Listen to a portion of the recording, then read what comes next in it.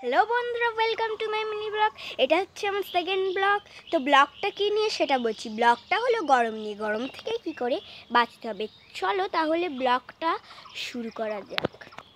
গরম এত দিনকে দিন বাড়তে চলেছে বন্ধুরা, যে মানুষের বেঁচে থাকা অসম্ভব হয়ে যাচ্ছে বন্ধুরা। তো গরম থেকে বাঁচতে হলে কি করতে হবে, কি খেতে হবে সেটা বলছি।